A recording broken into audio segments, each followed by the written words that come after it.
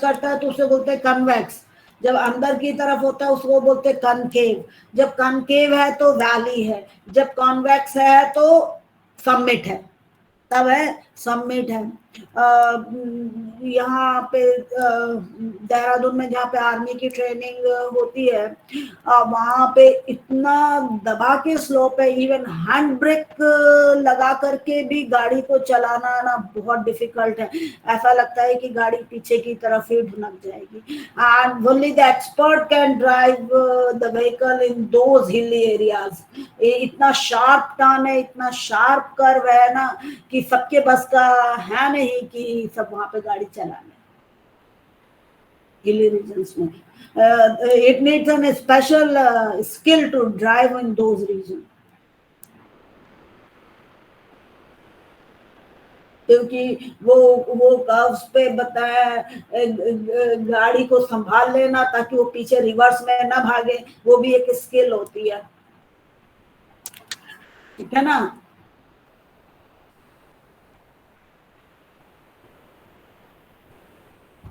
अच्छा, vertical curves लिख लिया, अब टाइप्स ऑफ कर्व्स लिखो।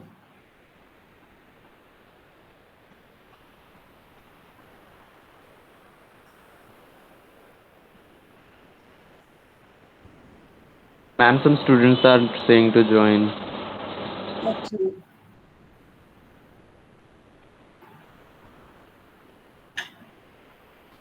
अच्छा, types of curves.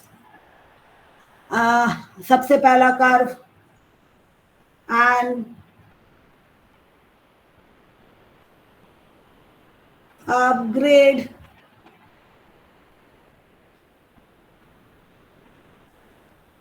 followed by a downgrade.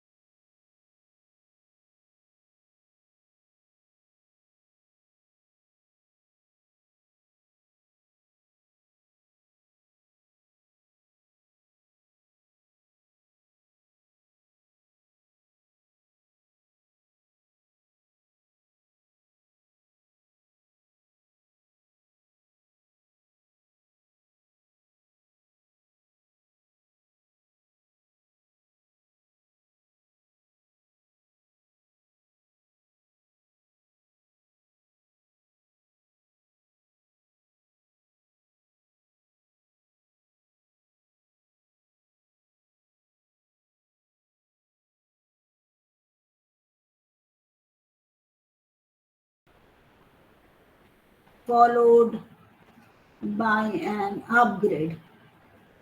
पहले नीचे की तरफ स्लोप जाएगा, फिर ऊपर की तरफ स्लोप जाएगा। डाउनग्रेड मतलब नीचे की तरफ, अपग्रेड मतलब ऊपर की तरफ। तो मैंने पहले क्या किया, डाउनग्रेड किया, फिर मैं क्या करूंगी, अपग्रेड किया, और कर्व इसमें बनेगा ऐसे।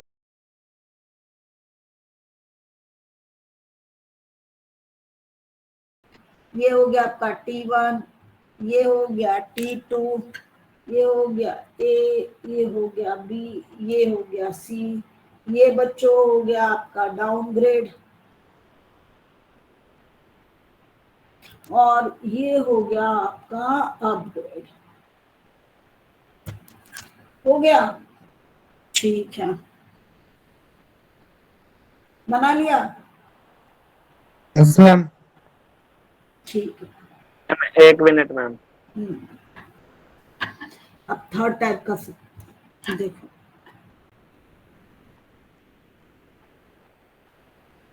Upgrade followed by another upgrade,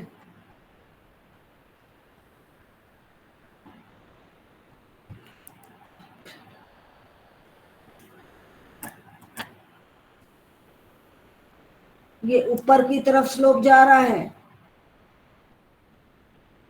ये भी ऊपर की तरफ जा रहा है, ये ए हो गया, ये बी हो गया, ये सी हो गया,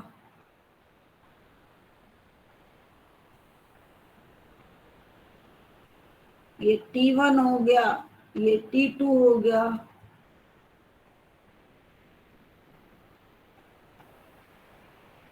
और ये हो गया अपग्रेड, और ये भी हो गया अपग्रेड। एक अपग्रेड और उसके बाद दूसरा अपग्रेड।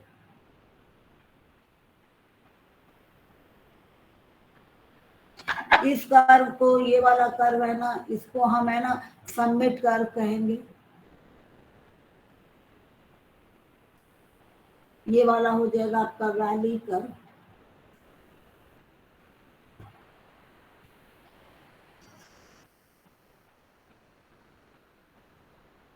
ये वाला अगेन आपका हो जाएगा सबमिट कर्व।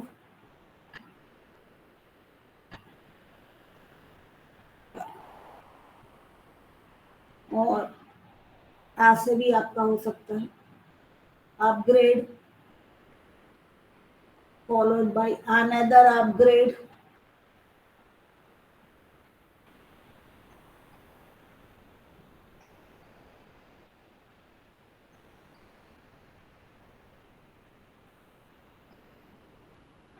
ये T1 हो गया, ये T2 हो गया, ये A हो गया, ये B हो गया, ये C हो गया। ये कैसा है बच्चों? अपग्रेड। ये कैसा है बच्चों? अपग्रेड। और तो मतलब अपग्रेड फॉलोड बाय अनदर।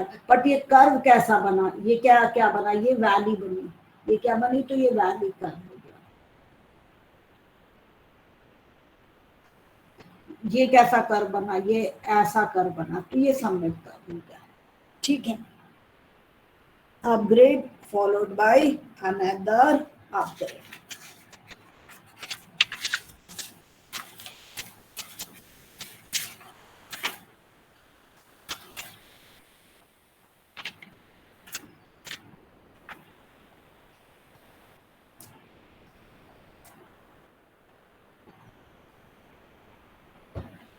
चौथा तरीके का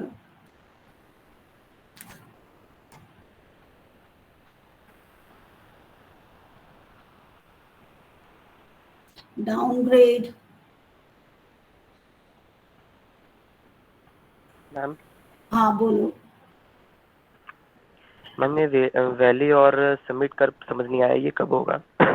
देखिए सबमिट होगा ना जब आपका है ना ऐसे ऐसे कर्व बनेगा, ऐसे ऐसे जब कर्व बनेगा ना, कन्वेक्स कन्वेक्स इस तरीके का कर्व बने। जब आप ऐसे चढ़ोगे, गाड़ी लेकर के ऐसे चढ़ोगे, then this becomes a submit.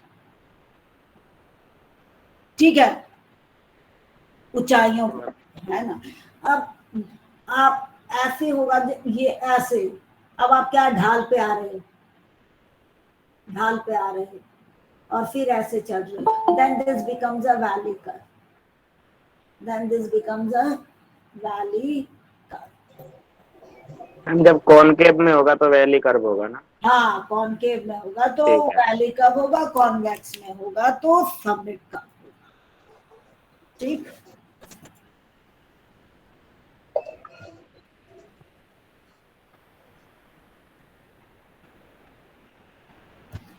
क्योंकि मंगलवार को आपका टेस्ट सर्वे का रखा था और वो ही लास्ट क्लास थी, तो इसीलिए मुझे आज लेना और कल लेना कंपल्सन ही हो गया कि मुझे क्लास आज कल में लेकर के खत्म करना ही है आपका सिलेबस, ठीक है ना। तो आप थोड़ा सा फोकस करोगे तो सब समझ में आएगा। अब मैम सीजनल में तो ये नहीं आएगा ना? क्यों नहीं आएगा? वर्टिकल कब तक है आपके चैप्टर, मैंने लिखा है वर्टिकल कब तक।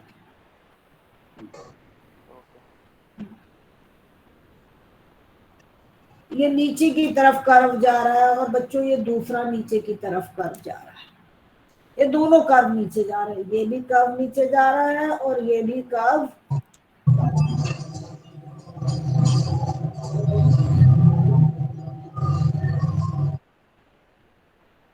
ऐसे, है ना।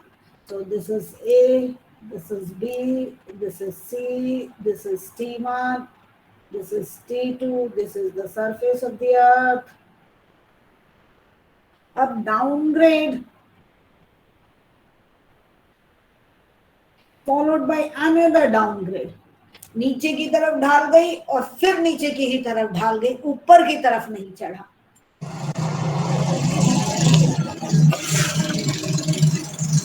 अपना माइक म्यूट कर लो।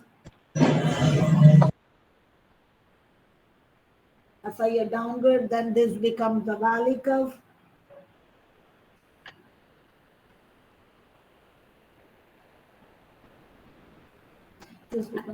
अब ये नीचे की तरफ जा रहा, downgrade followed by another downgrade, एक ये डाउनग्रेड हो गया बच्चों, ये नीचे।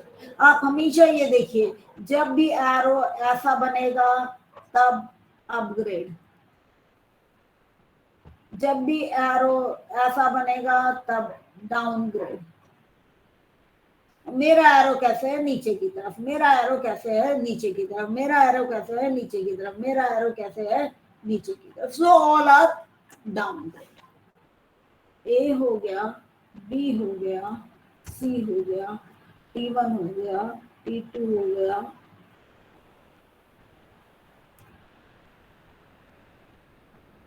ये सरफेस ऑफ द अर्थ हो गया, ठीक है। ये हो गया आपका समिट कर्व, समिट। ये हो गया आपका डाउनग्रेड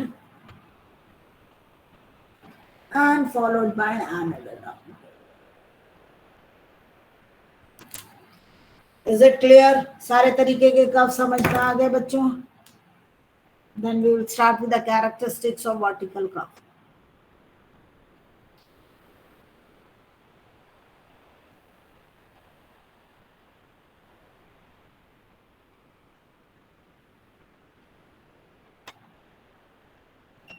यहाँ पर भी समझ में आ गया बच्चे? Yes, ma'am. ओके।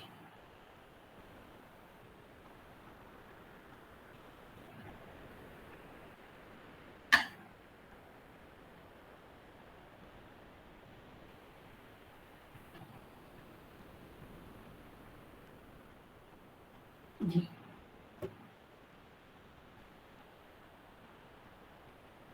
बना लिया तो ये वाला?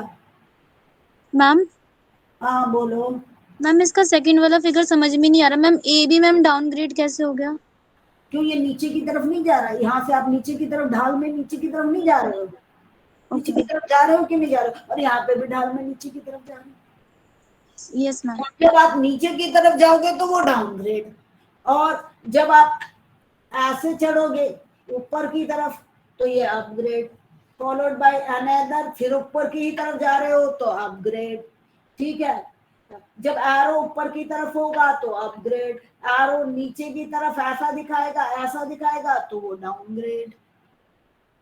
इसमें एरो कहाँ है? नीचे की तरफ। एरो कहाँ है? नीचे की तरफ। दोनों तरफ में एरो कहाँ पे है?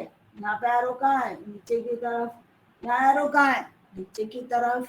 तो डाउनग्रेड हो गया। बनाने वक्त बहुत ध्यान में रखना, ठीक है। देखिए यहाँ पे व्हीकल आपका ऐसे चलेगा, यहाँ पे व्हीकल आपका ऐसे चलेगा, इसके ऊपर से ऐसे जाएगा, ठीक है। तभी वो सबमिट कर्व है, तभी वो कौन सा कर्व है, सबमिट कर्व है। Is it clear all of you? Yes, ma'am. Okay good, मैं यही चाहती हूँ कि आपको समझ में आए, that's what I want.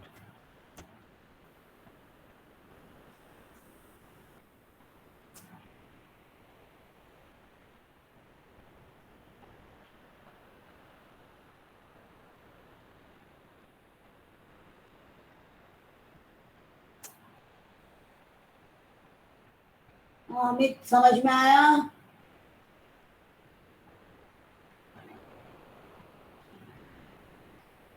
No response लगता है, बस ऑन करके चले गए। Yes ma'am. अच्छा। हिमांशु,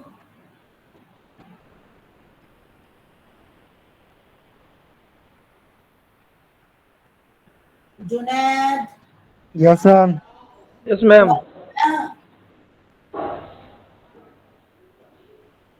समझ में आया वर्टिकल कर्व? Yes, ma'am. आ गया। उनार, मोहम्मद उनार, आवाज नहीं है। मृदल,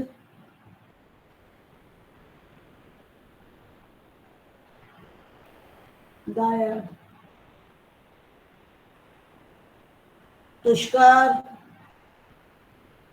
यस मैम, आ गया समझ। ठीक है, चलो।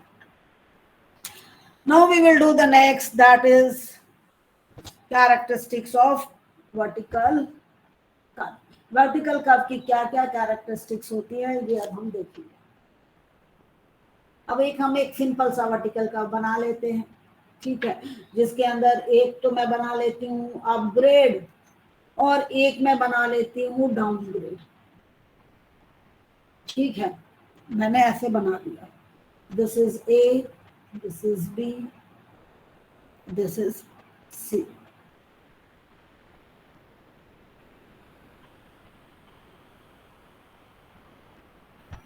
ये T1, ये T2, ये T1, ये और ये मैंने ऐसे किया।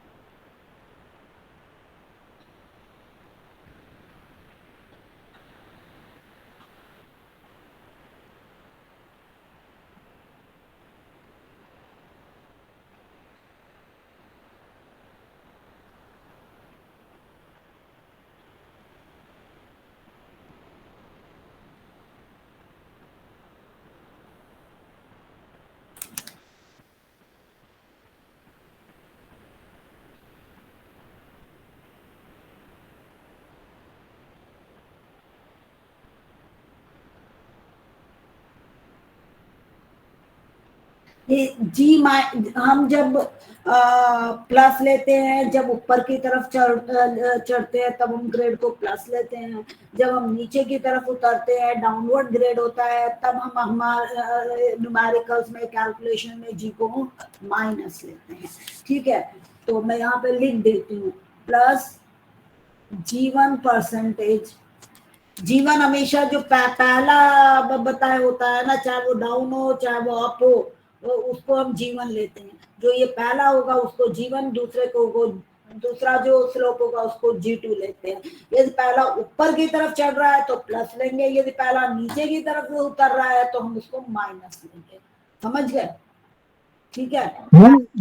जीवन जो हम पहला कर्व लेंगे वो होगा। हाँ, जीवन जो पहला जो स्लोप हम कंसीडर करेंगे दैट इज जैसे मैं ऑल्सो जीवन। ओके ओके, जैसे अपवर्ड लेंगे तो प्लस में होगा, डाउनवर्ड लेंगे तो माइनस में। हाँ, तब माइनस, वो प्लस माइनस बताए अपवर्ड डाउनवर्ड की वजह से होता है। G1 G2 पहला दूसरा होता है। Okay ma'am. ठीक है।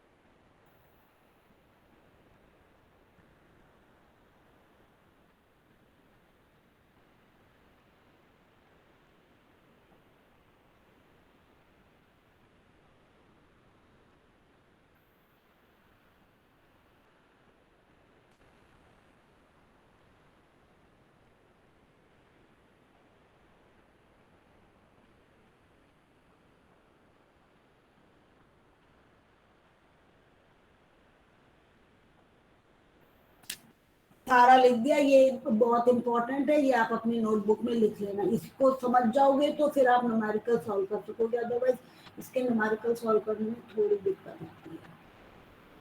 ठीक है। परसेंट में दिया रहता है, स्लोप किस में दिया रहता है? परसेंट में दिया रहता है। परसेंट मतलब 100 मीटर मैंने जब हॉरिजॉन्टल डिस्टेंस ट्रेवल किया तो मैंने वर्टिकल कितना ट्रेवल किया, that is the percent, that is the percent. अब प्लस कब होगा? जब हम ऊपर की तरफ हमारा स्लोप होगा। माइनस कब होगा? जब हम नीचे की तरफ, ढाल की तरफ, नीचे की तरफ उतर रहे होंगे तब स्लोप। नाउ ये भी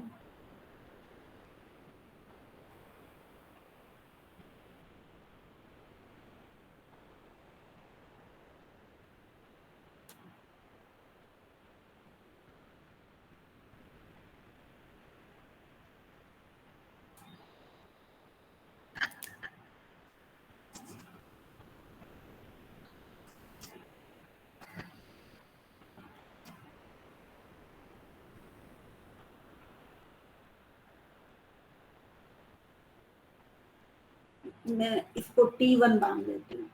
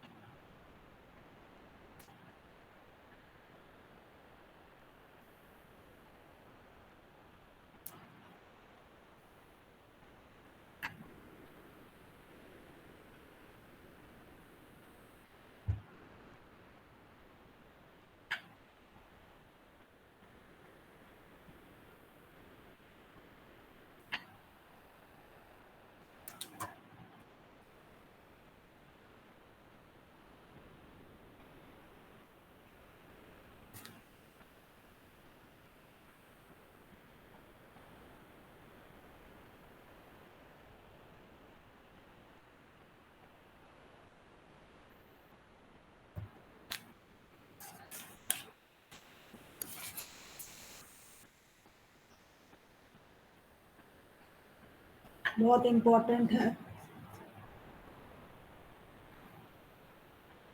वर्टिकल कर्व में बच्चों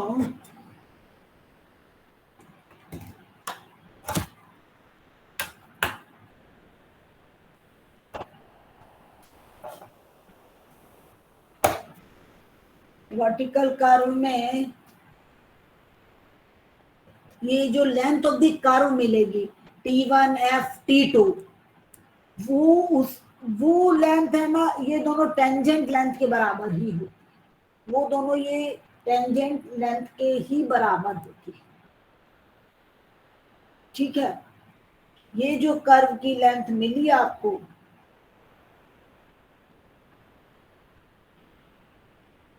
ये जो कर्व की लेंथ आप कैलकुलेट करोगे T1 F T2, that will be equal to the sum of these two tangents, ये दो टेंजेंट्स के सम के बराबर होगी। Very important.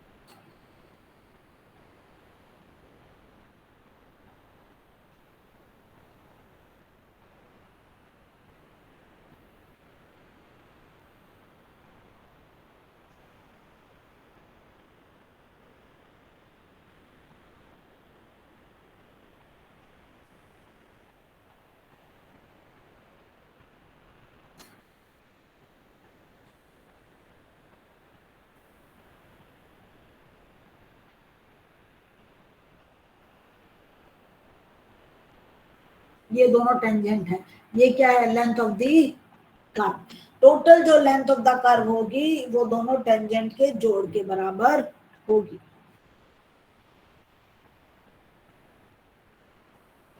Therefore, length of the vertical curve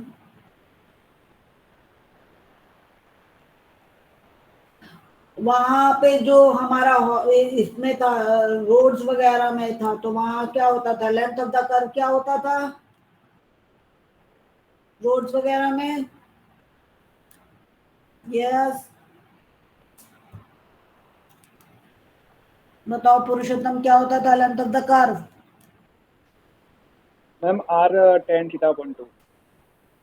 बोलो, लेंथ ऑफ द कर्व क्या होता था?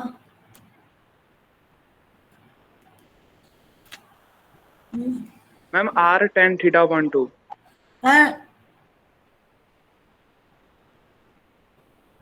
I could not hear. Pi r by 180 into pi r 5 by 180, pi r 5 by 180 length of the, हाँ, one length of the curve होता है। But यहाँ पे क्या होता है कि difference in the grades divided by rate of the change of the grade. इसका मतलब मैं अभी आपको समझाती हूँ। लेंथ ऑफ द कर्व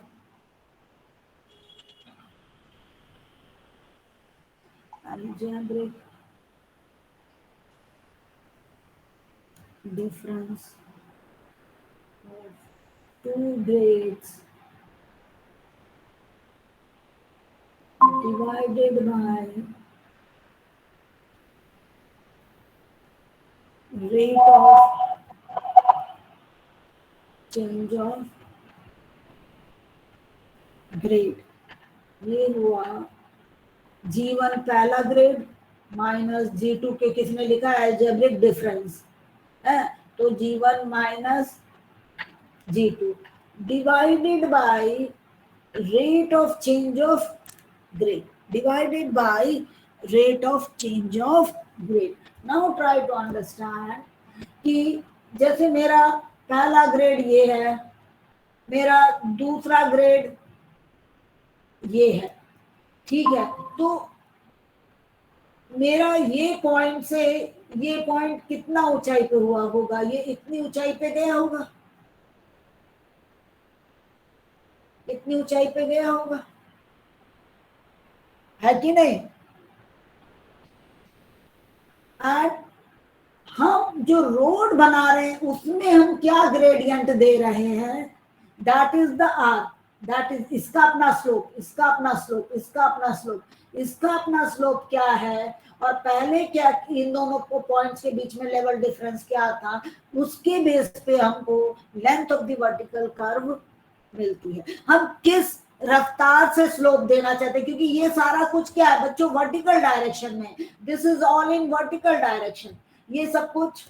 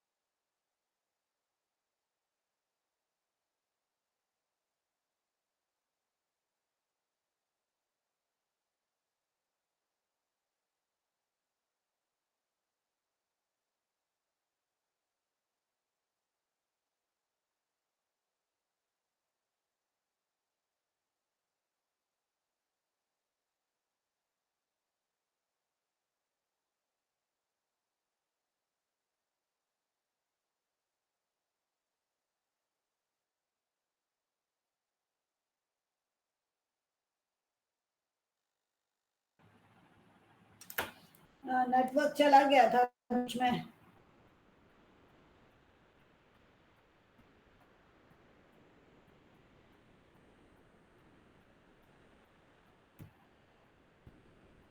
मैंने मोबाइल से कनेक्ट कर लिया है।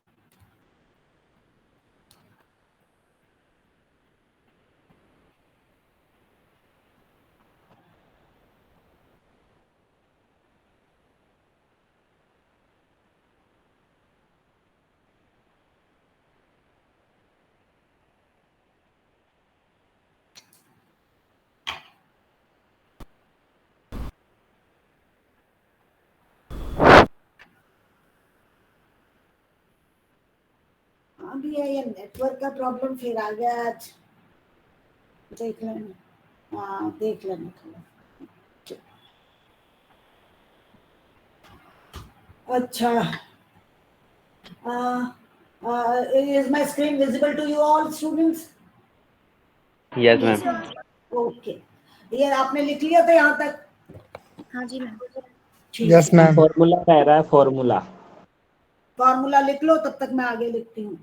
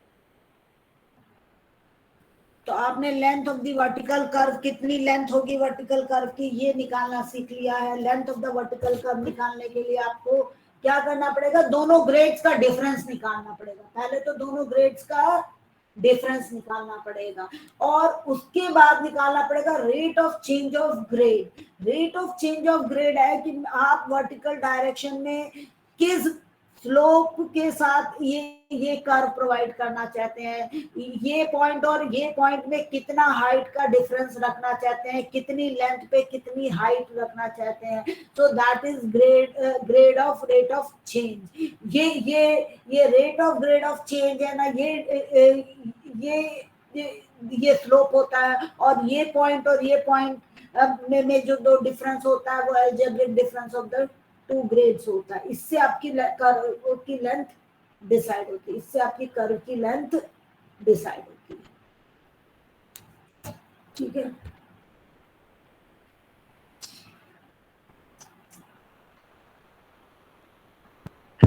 मैम ये डिफरेंस समझा दो एक बार, ये अलजेब्रिक डिफरेंस। अलजेब्रिक डिफरेंस में अभी आप जब सम्स करोगे ना तब आपको क्लियर समझ में आ जाएगा। अभी आपको इतना याद रखना है कि देखिए, अब मैं आपको एक छोटा सा एग्जांपल लेकर के वर्टिकल डायरेक्शन में बताती हूँ। मैं ऐसे, ये मेरा स्लोप है बच्चे, ये मेरा एक स्लोप है और ये एक मेरा दूसरा स्लोप है। अब मुझे इस पॉइंट से गाड़ी इस पॉइंट पे ले जानी है, इस पॉइंट से गाड़ी इस पॉइंट पे ले जानी है। तो मैं क्या, ये जो कर्व है इसको मैं क्या स्लोप दूं, इसको मैं क्या स्लोप दूं, that is rate of change of gradient. That is rate of change of, यदि मैंने बहुत कम स्लोप दिया तो ये बहुत दूर जाकर के मीट करेगा, ये बहुत दूर जाकर के ये पॉइंट पे मीट करेगा। तो ये rate of change of gradient है। और ये ऊपर वाला जो चीज है ना, that is the difference of gradient, इसका स्लोप और इसके स्लोप का दोनों का डिफरेंस है। ये तुमको क्या दे देता है, वर्टिकल हाइट दे देता है। ये क्या दे देता है आपको, वर्टिकल हाइट दे देता है। और rate of change of gradient है, आप 1 मीटर हाइट 10 मीटर में कवर करना चाहते हैं, 1 मीटर हाइट 20 मीटर में कवर करना चाहते हैं। यदि आपकी सपोज बच्चे यहाँ पे 2 मीटर आई और आपने rate of change of gradient मतलब 1 मीटर हाइट आपने 20 मीटर में कवर किए, तो 2 मीटर कितने में कवर करोगे, 40 मीटर में। तो मतलब ये कर्व की लेंथ आपकी कितनी आ गई, 40 मीटर। ये लेंथ कितनी आ गई आपकी, 40 मीटर। इस तरीके से ये रहता है।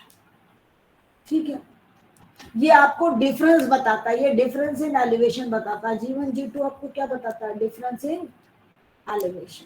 और उस डिफरेंस, और ये क्या आर क्या बताता है कि हर एक मीटर में तुम कितना ऊपर जाओगे, हर एक मीटर जब वर्टिकल जाते हो तो कितना हॉरिजॉन्टल डिस्टेंस कवर करते हो, हर एक मीटर जब ऊपर जाते हो तो कितना हॉरिजॉन्टल डिस्टेंस कवर करते हो, ये बताता है।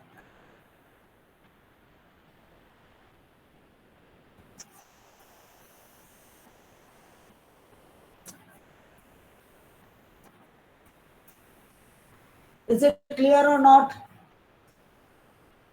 Yes, ma'am. हाँ, अब जो कुछ भी आपको करना है that is in vertical direction. Now it is not in the horizontal ma'am direction. हाँ बोलो। मैम तो ये हमें कैसे पता लगेगा कि हमें कितने लेंथ पे देना है कर्व, और उसका जो स्लोप है वो कितना कम होना चाहिए? वो जो ये जो rate of change of grade है ना, वो दिया रहता है आपके पास, जो मैनुअल है ना आपके पास, मैनुअल्स में दिया रहता है, आईएस कोड्स में। वर्टिकल कर्व्स का जो आईएस कोड है ना, उसके Yes, अंदर ma'am. दिया है कि आपको भाई किस कंडीशन में कितना आपको grade rate of change of grade लेना है, उसके हिसाब से लेना है। और डिफरेंस तो क्या है, आपको बताए भाई, मेजरमेंट लोगे, आप स्लोप फाइंड आउट करोगे ग्राउंड का। अब आप चाहे आप थियोडोलाइट से फाइंड आउट करो, चाहे टोटल स्टेशन से फाइंड आउट करो, तो G1 G2 तो साइट पे से आपको वैल्यू मिलेगी। G1 G2 क्या कहाँ से वैल्यू मिलेगी? साइट पर से कैलकुलेट करके आप मेजरमेंट लोगे, उसके हिसाब से वैल्यू मिलेगी। और जो कि आर है ना, वेलोसिटी पे डिपेंड करता है। यदि आपको हायर वेलोसिटी रखनी है तो फिर आपको आर की वैल्यू उतनी कम रखनी पड़ेगी, आर की वैल्यू फिर उतनी कम रखनी पड़ेगी। मतलब वर्टिकल हाइट कम होगी और हॉरिजॉन्टल डिस्टेंस ज्यादा होगा। So that depends upon the speed of the vehicle, हम कितनी स्पीड व्हीकल की मेंटेन करना चाहते हैं। आप देखिए, जहाँ पे भी वर्टिकल कर्व्स होते हैं ना, वहाँ पे स्पीड लिमिट अंकित होती है, वहाँ पे स्पीड लिमिट मेंशन्ड होती है, और वो उसी स्पीड लिमिट के लिए डिजाइन होता है। भले लोग उस पर ज्यादा चला लें कम चला लें, वो एक अलग बात है, but all the curves are design for a particular speed limit. Okay, ठीक है, ये हो गया। अब दूसरा पॉइंट, अभी आपने पहले पॉइंट में क्या कर लिया, length of the curve, vertical curve की लेंथ निकालना सीख लिया। वर्टिकल कर्व की लेंथ निकालने के लिए आपको दोनों ग्रेड को डिफरेंस लेना है, divided by rate of change of gradient से डिवाइड करना है। Rate of change of gradient को मतलब डिसाइड करने के लिए बहुत सारे पैरामीटर्स हैं, वो डिपेंड करता है आपका कैसा रिक्वायरमेंट्स। अब दूसरा चेन एज ऑफ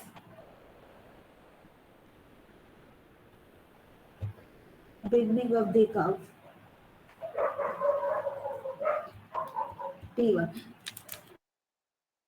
अब आप देखिए, सर्वे करते करते यहाँ पे पहुंच गए, और उसके बाद आपने देखा कि नीचे की तरफ आपकी पहाड़ी ढलने लगी है, तो आपको T1 पे पहुंचना है। तो T1 पे कैसे पहुंचोगे, क्योंकि कर्व आपका यहाँ से स्टार्ट होगा, कर्व आपका यहाँ पे स्टार्ट, तो यहाँ पे कोई डिस्टेंस होगा, चेन एज होगा, चेन एज होगा 500 मीटर, सपोज 500 मीटर गए, उसके बाद डाउनवर्ड है, तो उसमें से आप ये क्या करोगे, BT1 टेंजेंट लेंथ, जो ये बच्चों लेंथ है, ये जो लेंथ है उसको घटाओगे, तब आप यहाँ पे पहुंच जाओगे, तब आप इस पहले पॉइंट पे पहुंच जाओगे। इट इज सेम एज जैसा हम हॉरिजॉन्टल उसमें करते थे कर्वेचर, कि chainage of the intersection point minus tangent length will give you the beginning of the curve, उससे आपको कर्व की शुरुआत का पॉइंट मिल जाएगा। Is it clear?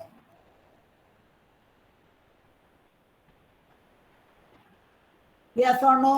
No response? No ma'am. Ma'am एक बार और बता दीजिए आप। हम एक बार और बता दीजिए। ठीक है, अभी बता।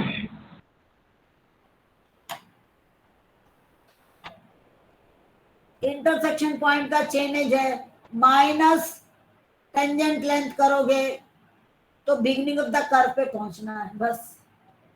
टेंजेंट लेंथ कैसे मिलेगी? Length of the vertical curve divided by 2। जो भी length of the vertical curve आएगी, मैंने क्या बताया था, जो पूरी length of the vertical curve है वो दोनों किसके बराबर है? BT1 प्लस BT2 के बराबर है। तो एक BT1 कितना होगा? Total length of the curve divided by 2। एक BT1 कितना होगा? Divided by 2। ये तो मैंने पहले ही देखो यहाँ पे बता दिया ना, length of the curve is equal to the length of the both the tangent is equal to length of the both of the tangent. तो जो भी आपकी लेंथ ऑफ द कर्व आई, सपोज आपकी length of the curve 200 meter आई, तो BT1 कितना हो जाएगा बच्चों? 100 मीटर, और BT2 क्या हो जाएगा? 100 मीटर। यदि लेंथ ऑफ द कर्व आपकी I 200 metre, length of the curve निकालने के लिए आपके पास फॉर्मूला है। लेंथ ऑफ द कर्व निकालने के लिए ये आपके पास फॉर्मूला है। Now tell me,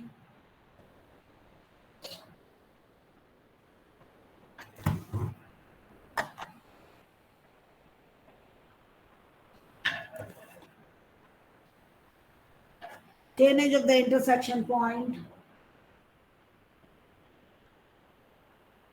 minus half the length of the vertical curve.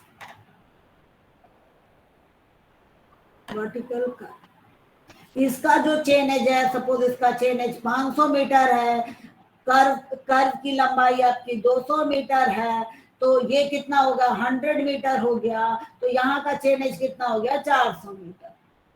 Very simple. Third,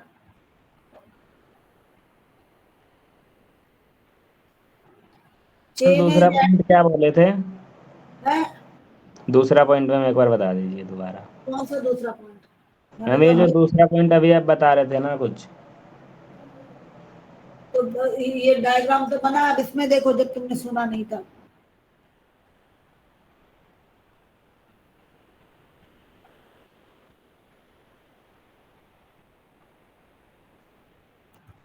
chainage, इस एंड पॉइंट का चेनेज क्या होगा? 400 प्लस 200 600 होगा। इस एंड पॉइंट का चेनेज कितना होगा? 400 प्लस 200 600।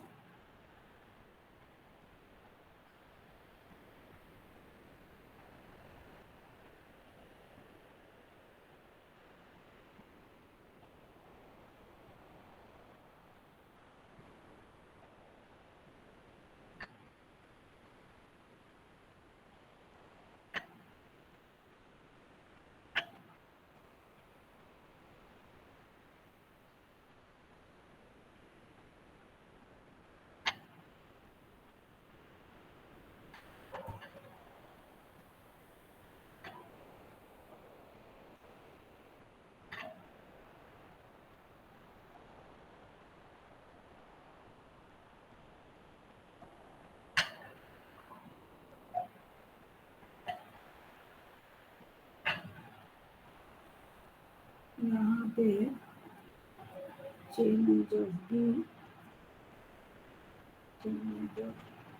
Minus L/2। यहाँ पे कर देती हूँ chainage of D plus L/2 plus L/2। ठीक है, तो यहाँ का भी चेनेज आ गया, यहाँ का भी चेनेज आ गया। अब हमें चाहिए ऊंचाई, क्योंकि अभी आप ऊंचाई के टर्म्स में भी काम कर रहे हो।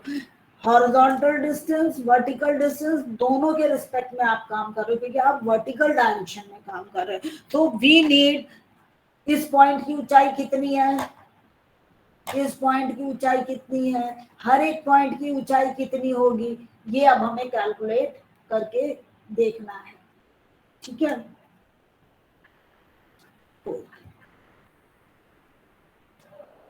RL ऑफ T1, T1 क्या है? Beginning of the curve. T1 क्या है? Beginning of the curve. RL of B plus minus level difference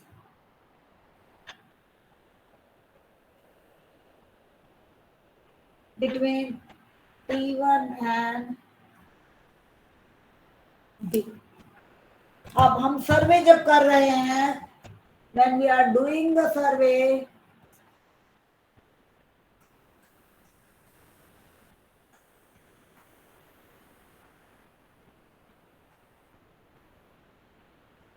जब बच्चों हम सर्वे कर रहे हैं तब हम लेंथ भी मेजर कर रहे हैं, प्लस हम कुछ कुछ इंटरवल पे ऊंचाई भी मेजर कर रहे हैं। तो मेरे पास 500 मीटर तो इसकी लेंथ हो गई, प्लस इसकी ऊंचाई भी होगी, एक हाइट होगी। मेरे पास इस पॉइंट का एलिवेशन भी होगा, एलिवेशन भी होगा।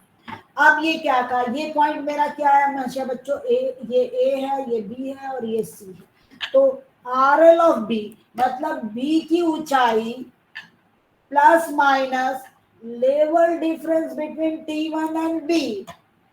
ये पॉइंट है T1 कर्व का, ये पॉइंट है T2 कर्व का, ये ऐसे जुड़ गए। तो इन दोनों के बीच में ये पॉइंट के, this is the level difference x। तो मैं ये एलिवेशन में से यदि x घटा दूंगी तो मुझे T1 का क्या मिलेगा, RL मिलेगा। T1 की क्या मिलेगी, ऊंचाई मिलेगी। Is it clear?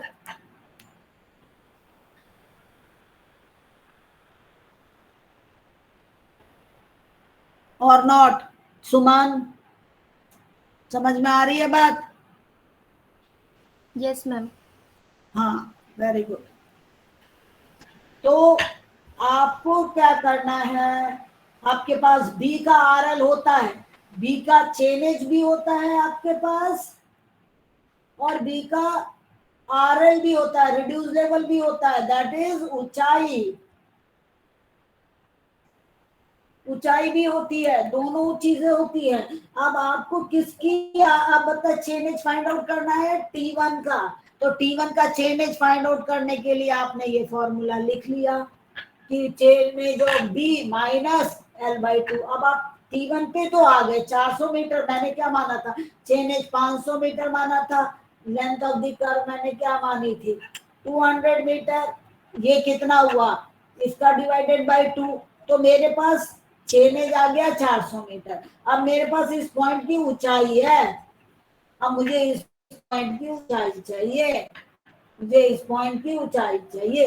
ये ऊंचाई कैसे मिलेगी, मेरे पास ग्रेड दे रखा है, मेरे पास क्या दे रखा है, स्लोप दे रखा है। तो 100 मीटर में यदि मेरे पास 2% स्लोप दे रखा है तो 100 मीटर में क्या होगा, 2 मीटर ये पॉइंट नीचे खसक जाएगा। ये कितना खसक जाएगा, 2 मीटर। खसकेगा कि नहीं खसकेगा नीचे, 2% स्लोप है तो 100 मीटर में 2 मीटर चढ़ा, 2% का मतलब क्या, 100 मीटर में 2 मीटर चढ़ा, ठीक है। यदि ये 2% स्लोप है और मेरा यहां से यहाँ डिस्टेंस 100 मीटर है तो ये पॉइंट कितना नीचे हो गया, 2 मीटर। यदि इसकी हाइट है 5000 मीटर ऊंचाई पे है तो ये हो जाएगा 5000 में कम 4998, इसकी ऊंचाई इतनी हो जाएगी, समझ है। तो आपको ऊंचाई भी पता करनी है, आपको लेंथ भी पता करनी है वर्टिकल कर्व के केस में, और फिर उसके बाद हर एक पॉइंट की भी ऊंचाई और लेंथ दोनों पता करनी है। हर एक पॉइंट की ऊंचाई भी पता करनी है, और यहाँ से इतनी लेंथ, इतनी लेंथ, इतनी लेंथ, इतनी लेंथ, इतनी लेंथ, और हर एक पॉइंट की ऊंचाई भी पता करनी है। और ऐसे ये कर्व, तब ऐसे ये कर्व बनेगा, क्योंकि कर्व वर्टिकल डायरेक्शन में टेक प्लेस कर रहा है। इसीलिए हॉरिजॉन्टल डिस्टेंस के साथ साथ वर्टिकल डिस्टेंस भी उतना ही इंपॉर्टेंट है,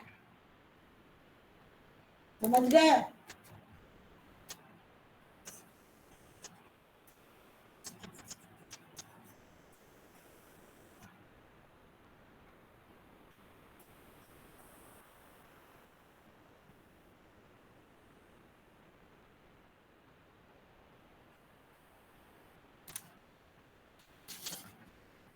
Is it clear or not? Harsh? Yes ma'am.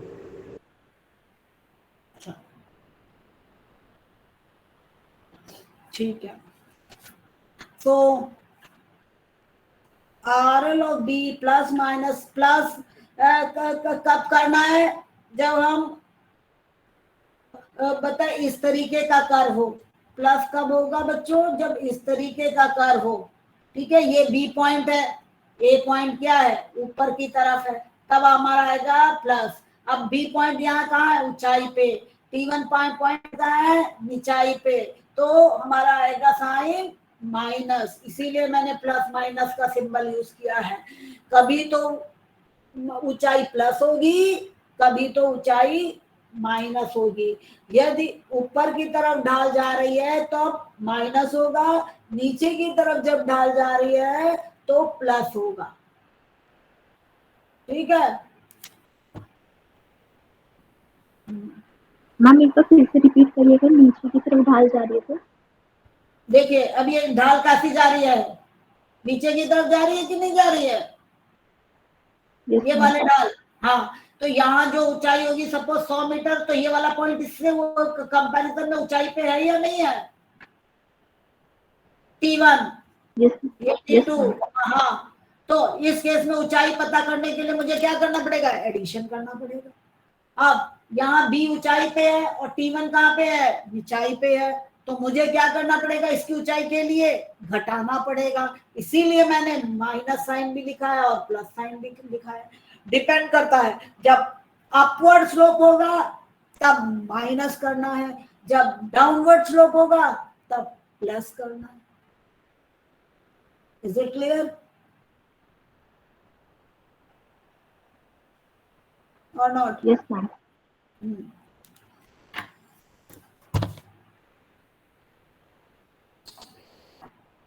अब RL ऑफ T1 की ऊंचाई, तो RL ऑफ B तो वो इंटरसेक्शन पॉइंट होता है। RL ऑफ B क्या होता है? ये जो इंटरसेक्शन पॉइंट होता है उसकी ऊंचाई, उसकी ऊंचाई। RL ऑफ B क्या होगा? इंटरसेक्शन पॉइंट की ऊंचाई। अब उसमें प्लस माइनस L/2 क्या होता है? Tangent length. L/2 क्या होता है? Tangent line into grade, into grade, that will give you the RL of पहला जो आपका टेंजेंट पॉइंट है जहां से कर्व शुरू होना है उसका वो RL दे देगा आपको, उसका RL दे देगा आपको। इफ मैं यहाँ पे लिख भी दे रही हूं, इफ G1% मतलब ग्रेड इज पॉजिटिव, पॉजिटिव मतलब G पॉजिटिव का मतलब क्या है? Upward direction. G पॉजिटिव मैंने क्या बताया था? अपवर्ड डायरेक्शन बताया था ना इस क्वेश्चन में। और G नेगेटिव क्या था? Downward direction. अब बच्चे जब G परसेंटेज पॉजिटिव हो देन उस समय RL of T1 will be equal to RL of B minus L/2 into G1 by 100। जब क्या हो? G पॉजिटिव हो, जब G ऊपर की तरफ हो। G पॉजिटिव मतलब अपवर्ड, G पॉजिटिव मतलब upward. If G1% is negative मतलब downward, downward, then RL of T1 will be equal to RL of B plus L/2 into G1 by 100। हो गया कि नहीं हो गया? सब कुछ वही रहेगा, बस प्लस माइनस के सिंबल चेंज होगा। प्लस माइनस का सिंबल क्यों चेंज हुआ ये बताओ? क्योंकि डाउनवर्ड और अपवर्ड है। हाँ, क्योंकि डाउनवर्ड और अपवर्ड है इसीलिए चेंज हो रहा है। डाउनवर्ड है तो मतलब जो B पॉइंट है उससे नीचे की तरफ है T1। जो B पॉइंट है, ये B पॉइंट है, ये B पॉइंट नीचे की तरफ है, T1 क्या है? ऊपर की तरफ है। और अपवर्ड है तो टी पॉइंट क्या है, नीचे की तरफ है, बी पॉइंट क्या है, अपवर्ड की तरफ है। इसलिए ये इस तरीके से आरए के फॉर्मूले बन जाते हैं। Is it clear? लिख लो, चलो।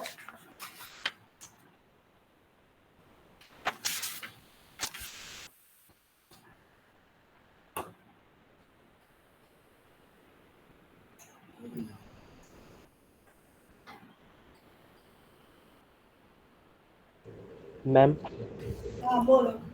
मैम थोड़ा सा ऊपर स्क्रॉल कर दीजिए, ऊपर का थोड़ा सा एक फिगर छूट गया है। हेलो, कहाँ तक करूँ? बस मैम हो गया ये वाला।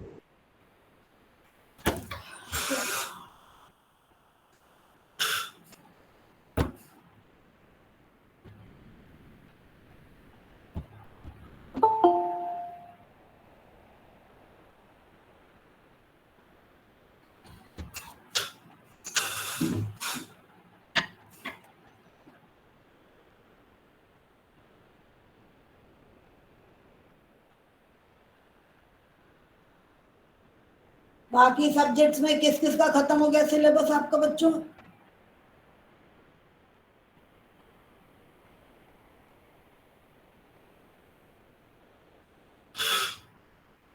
मैम अभी किसी का भी नहीं खत्म हुआ। अभी तो किसी में भी कंप्लीट नहीं हुआ है पूरा। किसी सब्जेक्ट में नहीं हुआ अभी तक मैम। मेरे को तो समझ में नहीं आता 2 महीने में कैसे ये लोग सेमेस्टर को वाइंड अप करना चाहते हैं, मेरी तो समझ के बाहर है। मैम ट्रेनिंग मिलाकर भी 5 महीने होते हैं, तो 1 महीने कहाँ गए हमारे? हाँ 6 महीने का सेमेस्टर होता है। क्या ऐसा हो क्यों रहा है मैम, मतलब इतना कम टाइम? अब मैं बात बताऊं, देखिए पूरा कॉलेज डीएसयू की तरफ शिफ्ट हो गया है। अब ये तुम लोगों का तो सिर्फ है ना, ये पूरा करने की फॉर्मेलिटीज पूरा करने के ही उस पे लगे हुए हैं कि बस किसी तरह इनको सर्टिफिकेट इशू करो और बाहर निकाल दो, फिर the things will go to the university. But that is a wrong. Every individual is very important. सारे बच्चे उतने ही इंपॉर्टेंट है, बोले DSU is not an important. हम क्या करें? अब वही है ना, या तो इनके साथ फाइट करने जाओ, फिर उतनी एनर्जी लगाओ, इतना काम तो कॉलेज में ऑलरेडी है, फिर इनसे फाइट करो बैठ करके। चलो मैं तो अपना सिलेबस खत्म कर दूंगी कल, बट इट्स रॉन्ग। वो तो क्या हुआ, बीच बीच में मैंने है ना वो क्लासेस एक्स्ट्रा ले ले करके सिलेबस खत्म कर दिया, अदरवाइज नहीं होता कभी भी सर्वे का सिलेबस। Yes ma'am. तो मैम सारे सेमेस्टर ऐसे ही चलेंगे 2-2 3-3 महीने के? हाँ ऐसे ही चलेंगे मैम तो इतनी स्पीड से कहाँ कुछ सीख पाएंगे अच्छे से मैम। लास्ट तक तो मैम प्रैक्टिस भी नहीं हो पाती है सारे। हाँ सही बात है, मैं खुद एग्री करती हूँ। देखिए ये चीजों को जो मैं आपको बता रही हूँ, इसको मुझे समझने में 20 साल लगे, ग्रिप पाने में। तो आप कैसे, मैं एक्सपेक्ट कर सकती हूँ कि आप 2 महीने में सीख जाओगे? मेरे एक बार बताने पे आप सीख जाओगे? क्योंकि आपको उन चीजों में घुसना पड़ता है, तब व्यक्ति को उसमें मजा आता है, तब वो उसको करता है। ऐसे ही सिर्फ ऊपर ऊपर कर देने से तो वो चीजें नहीं बनती है, मेरे को खुद समझ में आता है। एंड कम से कम 6 महीने का सेमेस्टर होना ही चाहिए, इंक्लूडिंग एग्जाम वगैरह सब मिला के 6 महीने का सेमेस्टर होना चाहिए। 1 महीना एग्जाम मान लो, 5 महीने की पढ़ाई। फिर तो ऐसे एग्जाम भी 1 हफ्ते में खत्म कर देंगे। हाँ एग्जाम भी उन्होंने बहुत फटाफट फटाफट फटाफट एक एक दिन की छुट्टी दे करके तुम लोगों ने एग्जाम भी खत्म कर दी। मैम ऐसे तो बहुत बच्चे को सेमेस्टर खत्म बैक होने के बाद थोड़ा टाइम भी नहीं दिया कि कुछ पढ़ लें। मैम बैक लग सकता है बहुत बच्चों का। बैक तो नहीं लगेगा, क्योंकि बच्चे किसी ना किसी तरीके से करके कर ही लेते हैं, और कुछ टीचर भी थोड़ा हेल्प कर देते हैं, बट ये राइट प्रैक्टिस नहीं है। दैट इज व्हाट आई से। तो मैम यानी कि हमारा 5th और 6th सेमेस्टर भी इसी तरीके से चलेगा, 2-2 ढाई महीने का। भाई देखिए इस बार 6th कैसे चला, से तो 6th तो सिर्फ 2 ही महीने चला, यस और मैम। उनकी एग्जाम भी ये हो तो गई। सीनियर्स बता रहे थे। हाँ उन्हें प्रैक्टिस और कुछ भी करने का टाइम तक नहीं मिला। हाँ, और वो 2 साल वो बैच थी जो टोटल ऑनलाइन में रही, उसको तो वैसे ही बताए कोई एक्सपोजर नहीं मिला था। ठीक है ना। आप लोग तो फिर भी 1 साल से आ रहे हो कॉलेज, सब बातें हैं। उन लोगों को तो कोई एक्सपोजर ही नहीं था और उनको कुछ आता भी नहीं है, इसलिए आप लोग फिर भी बेटर हो उनसे। अच्छा 5th वन लिखो, चलो जो है ठीक है। You just try to do RL of T2। मुझे आपकी बैच से कोई शिकायत नहीं है। All the students are good except few are not doing the work, और मैं चाहती हूँ वो भी काम करने लगे। बाकी your batch is good. RL of B। अब हमें क्या पता करना है? RL ऑफ T2 पता करना। अभी हमने बच्चों क्या पता किया? RL of T1। Now I want to find out RL of T2। भाई अब ये तो वर्टिकल डायरेक्शन में काम करने वाली बात है, तो मुझे T1 का भी ऊंचाई चाहिए। फिर ये कर्व है बच्चे, इसकी भी हर एक पॉइंट की ऊंचाई चाहिए। तभी तो मैं उतनी मिट्टी यहाँ से खोदूंगी, यहाँ से इतनी मिट्टी खोदूंगी, यहाँ से इतनी मिट्टी खोदूंगी, इतनी मिट्टी खोदूंगी, और ये इस ढाल पर मैं पहुंच जाऊंगी। तो मुझे हर एक पॉइंट की क्या चाहिए होती है? ऊंचाई चाहिए होती है। तो अभी मैंने T1 की ऊंचाई पता कैलकुलेट करने का आपको बताया। RL of B plus minus L by 2 into G1 by 100. Now we will see the RL of T2. Again RL of B, जो B की ऊंचाई हो, प्लस माइनस लेवल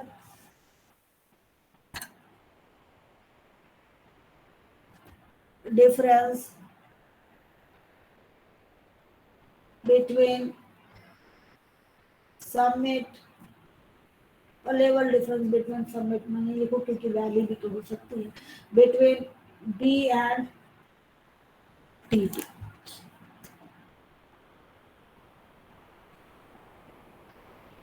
ठीक है। इफ G1%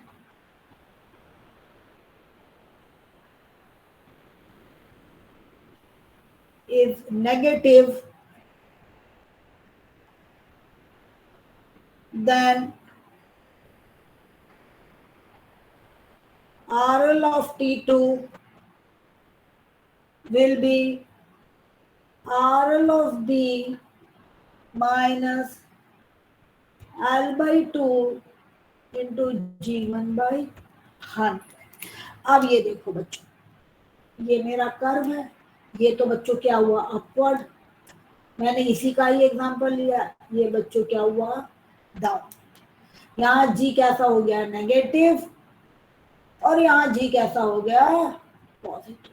अब यदि G1 नेगेटिव है, यदि यहाँ पे G1 नेगेटिव है, मतलब ये ऐसा,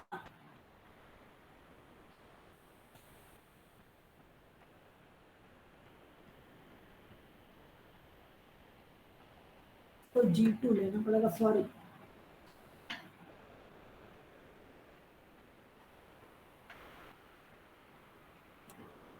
यहाँ पे पहले मैं G2 ले लूंगी, ठीक है, ताकि आसान हो जाएगा। ये G2, ठीक है। अभी G2 क्या है बच्चों? नेगेटिव है। G2 is what? नेगेटिव। तो RL जो B का RL होगा माइनस ये डिस्टेंस करोगे, तो अब आप इसके RL पे पहुंच जाओगे, तब आप इसके RL पे तो पहुंच जाओगे। तो if G2 is negative, RL of B minus ये हाइट, जो ये चीज क्या बन जाएगा? ये आपका बन जाएगा बच्चों x, minus x will give you this height, G1% is positive if G1% is, अभी तो ठीक है, ये तो ठीक है।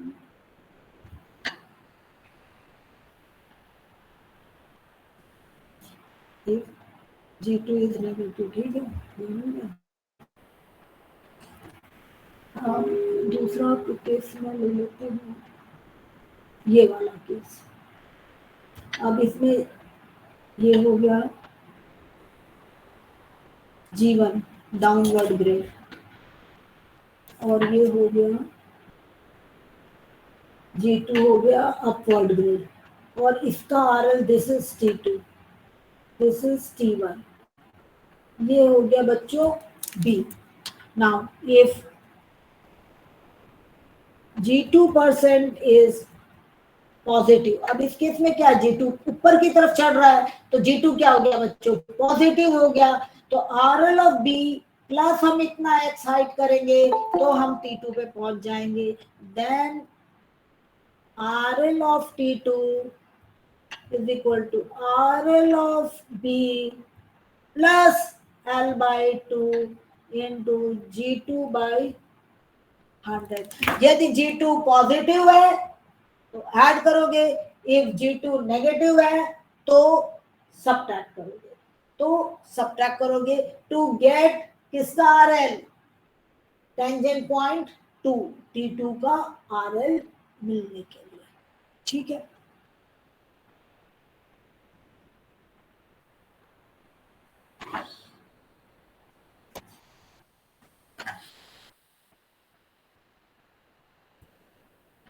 अब छठा point, RL of E। E point कौन सा है बच्चों, E ये है, ये E पॉइंट है, तो मुझे इसका RL मिल गया। Yes ma'am. हाँ ठीक है, हाँ कनेक्टेड है, ठीक है, ठीक। अच्छा, हाँ ये बच्ची क्या है, मेरे पास ये जो ढाल होती है ये तो मुझे पता होती है, और इसके हर एक पॉइंट्स की ऊंचाई भी मैं कैलकुलेट कर लेती हूँ। ये क्या है, x1 पे मेरी कितनी ऊंचाई है, x2 पे कितनी ऊंचाई, बट ये ऊंचाई से मुझे कोई मतलब नहीं है। मुझे तो क्या चाहिए, 1 2 3 4 की ऊंचाई चाहिए। तो 1 2 3 4 की ऊंचाई पाने के लिए मुझे y1 पता होना चाहिए, y2 पता होना चाहिए, y3 पता होना चाहिए, y4 है, यही है। ये कितने भी पॉइंट्स हो सकते हैं, तो मैंने क्या लिखा है, अप टू n, yn तक are the tangent correction in reduced level.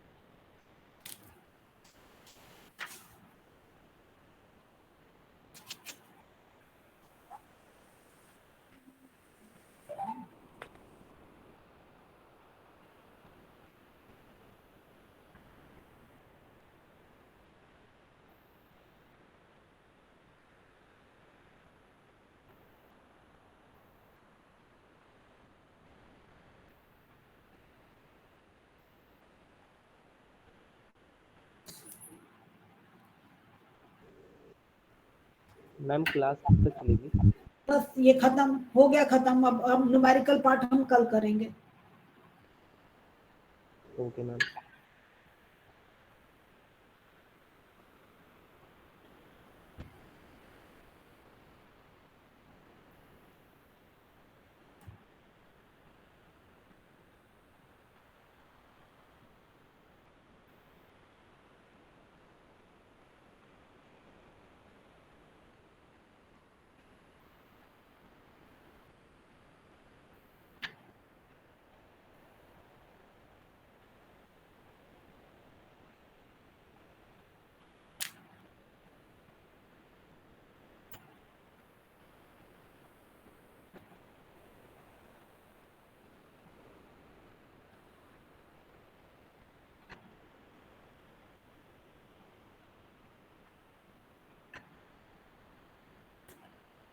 ये फॉर्मूला है G1 पहला स्लोप, दूसरा स्लोप डिवाइडेड बाय 400। x क्या है? डिस्टेंस है टेंजेंट पॉइंट से x1 x2 x3 जो डिस्टेंस है, divided by half of the length of the curve. ये फॉर्मूला निकालोगे तो आपको क्या मिल जाएगा बच्चों? ये y1 y2 y3 y4 ये सारे पॉइंट्स, ये हाइट मिल जाएगी, जो कि आपको इस RL में से घटा दोगे इतना डिस्टेंस तो ये RL आपको मिल जाएगा। ठीक है, tomorrow we will see a numerical based on vertical curves, then things will be much more clear than what it is today, and tomorrow we will be able to complete this chapter vertical curves. एक बार 8 point में थोड़ा बता दीजिए। बोलो क्या बच्चे? Ma'am ये x हाँ 8 पॉइंट है। अब क्या है कि मुझे तो बच्चे एक कर्व बिछाना है, एक कर्व बिछाना है ना। अब मेरे पास क्या चीजें होती हैं, ग्राउंड पे मुझे क्या दिखता है? इसकी ऊंचाई दिखेगी, आप इसकी ऊंचाई कैलकुलेट कर लोगे, इन पॉइंटों की ऊंचाई कैलकुलेट करोगे। बट इस कर्व पे पहुंचने के लिए आपको क्या करना है? आपको इस कर्व पे पहुंचने के लिए ये डिस्टेंस है, ये डिस्टेंस। मैम आपकी आवाज क्लियर नहीं हो रही। किसी का माइक तो म्यूट नहीं था इसलिए, somebody's mic is open इसीलिए। देखिए आप जब ग्राउंड पे होते हो तो आपके पास जो ग्राउंड के ऊपर के पॉइंट्स ही होंगे, ग्राउंड के ऊपर के पॉइंट्स की हाइट होंगी। ठीक है, इज इट क्लियर दिस बच्चों? हाँ, अब मेरे को ये कर्व बिछाना है तो मुझे कर्व के पॉइंट की भी हाइट चाहिए। ये हाइट का पे पहुंचने के लिए मुझे ये y1 y2 y3 y4 calculate करना है।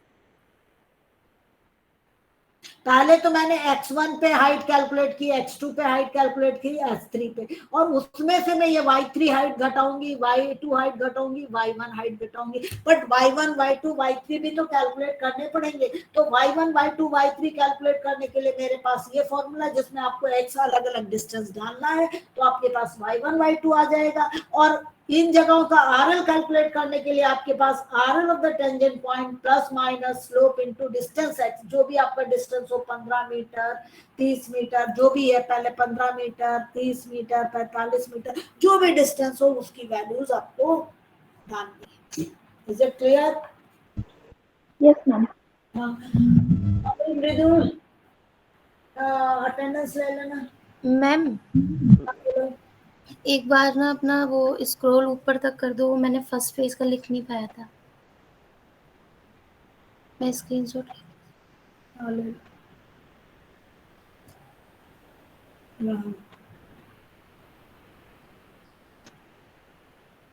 मैम एक बार लास्ट पेज भी खोल दीजिएगा। हाँ नहीं, मैं पूरा ही खोल देती हूँ, आप चिंता मत करो। ये लो पहले पेज का ले लो स्क्रीनशॉट।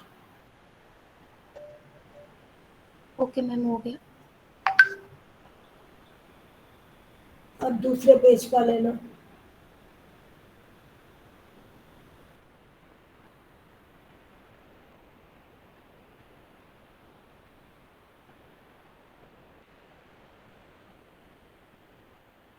यहाँ से तो शायद ज्वाइन कर लिया होगा ना? Yes ma'am. अब आखिरी पेज का कोई सी बच्चे को चाहिए था ना?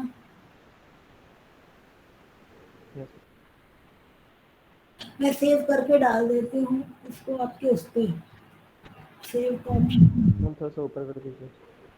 थोड़ा सा ऊपर करो, मैं सेव करके आपको डाल देती हूँ। मैम 8 के नीचे वाला थोड़ा सा कंप्लीट नहीं है। हाँ मैं सेव कर लिया है और मैं ये आपको है ना डाल दूंगी, अभी शेयर कर दूंगी। ठीक है, ओके ठीक है। मृदुल, मृदुल मैम डाल दिए मैंने स्क्रीन। डाल दिया, अच्छा ठीक है। Thank you all of you. मैं टुमारो पेपर का सिलेबस बता दो एक बार। पेपर का मैं सेशनल का। सिलेबस, टैक्योमेट्री और टोटल कर्व्स। Okay ma'am. अच्छा, tomorrow again we will meet at 10। Okay ma'am. ठीक।